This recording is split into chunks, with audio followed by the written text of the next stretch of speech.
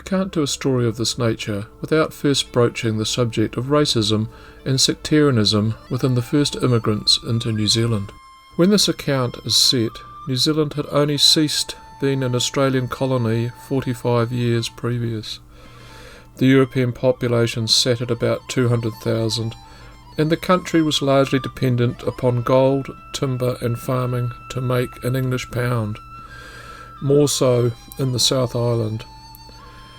Immigrants came into the country with more than just physical baggage. The Irish despised the English.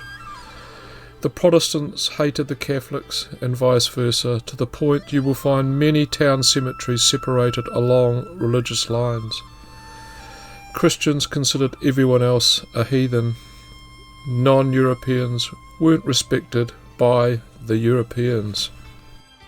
For a long period, anyone not from the British Commonwealth was officially deemed an alien. Indians, Germans, French, etc. And of course, Chinese. The Chinese bore a great deal of the brunt of this bigotry. Singled out from other immigrants into New Zealand, they were the only group to pay a poll tax on arrival, which was doubly cruel, since unbearable taxes in China was what drove some to look overseas. Put simply, those were the tax dodgers.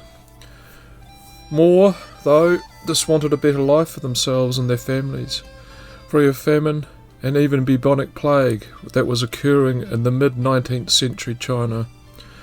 So this is the historic background to the video, warts and all.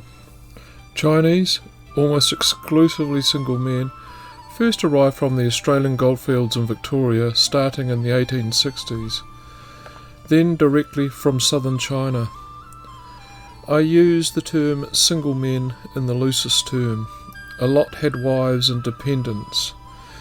Chief destination was Otago, specifically the goldfields of Central. Generally the Chinese miners worked smaller claims that required smaller financial outlays, smaller manpower, and sometimes reworked abandoned larger claims. This brings us to Round Hill in Southland, just outside Riverton. Gold was discovered there in 1862 by two Italian miners. In true gold rush style, the word soon got out and others joined. Huts and tents soon sprung up in what was essentially rugged native bush just outside Riverton, reached by train from Invercargill to Colic Bay and then a 4-mile trek along the mud road to the diggings. You'll see from the photos that mud was a constant guest for all the miners. Amongst those to try and make their fortunes at Round Hill were the Chinese, and fortunes were made. The largest single nugget found there was 36 ounces. 500 pounds made on the New Zealand fields was enough for a Chinese miner to live out their lives back in China in relative luxury. There was therefore a big incentive to make as much money in as little time as possible and return back to China a rich man. The very boom and bust nature of gold mining made it all but impossible to get an exact gauge on the number of miners that worked Round Hill at its peak in the mid to late 1880s. Probably 1,000 to 1,500, approximately 500 of which were Chinese. The Chinese established their own small township on what they called Long Hilly. Colloquially, it soon bore the name Canton. Interesting, the site for the Chinese settlement was picked simply for its feng shui. Canton, in its heyday, was a very vibrant place. A pub.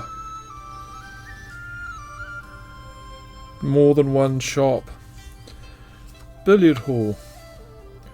And dare I mention, an opium den. There was interaction between the Chinese locals from the district and the other miners.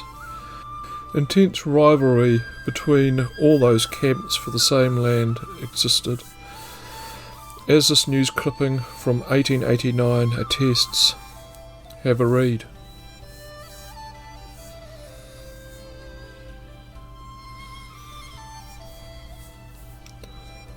Presbyterian missionaries set up a church to convert the Confucian-following Chinese. 50-odd European miners also lived in Canton as well, and at least 3 local women are known to have married a Chinese miner. It is fair to say Round Hill was strictly a man's world. Drinking and gambling were favourite pastimes, a place totally dependent on gold. When that tanked, so did the town, which soon disappeared and was reclaimed by the forest. What happened to the Chinese miners? That is a story in itself, in particular those that had died. Stick around for another 60 seconds when I'll get to that. After the New Zealand gold rush, the majority of Chinese returned home.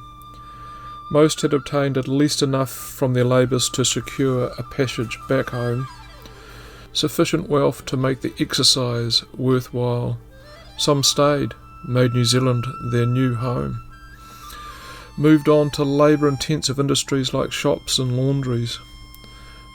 Others stayed out of necessity because they were broke. Chinese tradition dictated one is interned where one is born. What to do with the dead? The Chinese community had that covered. Miners could take out funeral insurance. That meant if they died in New Zealand, their remains would be returned to China for burial. A shipment of 230 bodies were repatriated in 1883.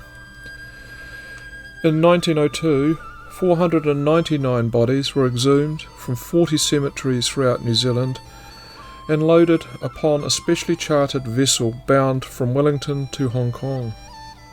This one. The 1-year-old Scottish steamer, the Ventnor. On board was also a team of 9 elderly Chinese to escort the precious cargo. Just one day after sailing from Wellington on the 26th of October 1902, the Ventnor struck a reef and sank. Virtually the whole crew managed to get into a lifeboat of some kind as the ship sank. But one of these collapsed. Those in the ill-fated lifeboat formed the majority of the 13 people who drowned. Included was the captain, who was allegedly drunk at the time, and the 9 Chinese escorts. If you want to know more about the Ventnor, I've provided a link in the description to a great video on the subject. And if you're looking for the site of Canton, there's a track about 20 minutes out of Riverton. Then it's about a 90-minute there and back from the car park. Just type in Long Hilly into Google. Cheers for your time today. I hope to spot you next time. 再见.